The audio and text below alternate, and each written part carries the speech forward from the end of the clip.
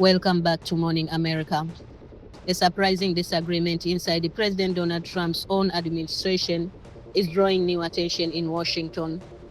After the Justice Department dropped a high-profile vandalism case tied to the Lincoln Memorial reflecting poll, Senator John Kennedy is now questioning the president's continued claims that vendors were responsible. The controversy centers on the recently renovated reflecting pole in front of the Lincoln Memorial.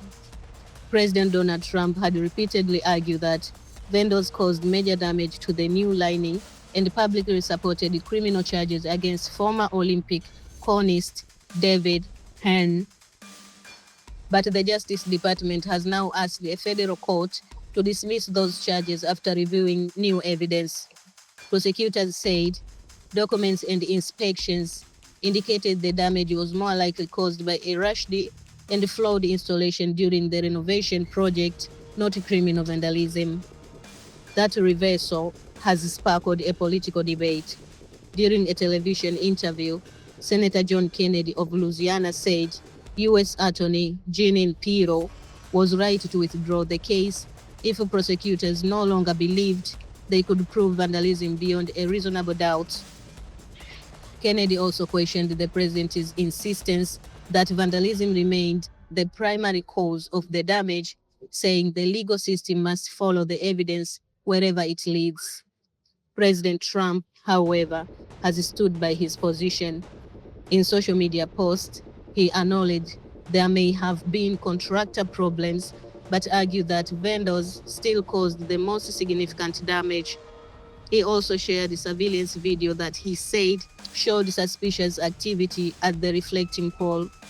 Prosecutors, though, said inspections found damage across the entire surface, including areas that would have been difficult for anyone to reach, reinforcing their conclusion that construction problems were the more likely explanation. The case has also raised questions about how the investigation was handled. Prosecutors said critical information from the Interior Department was not provided early enough and suggested the indictment might never have been pursued if that information had been available from the beginning. Meanwhile, Hearn's attorneys are criticizing the government's handling of the case and are considering possible legal action after the charges were dropped. The dispute is now about more than one criminal case. It highlights disagreements over evidence, accountability, and decision-making within the federal government. Lawmakers and legal observers will be watching closely to see whether additional investigations, court actions, or political fallout follow in the coming weeks.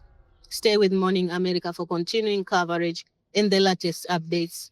What do you think about this story? Share your thoughts in the comments and don't forget to subscribe.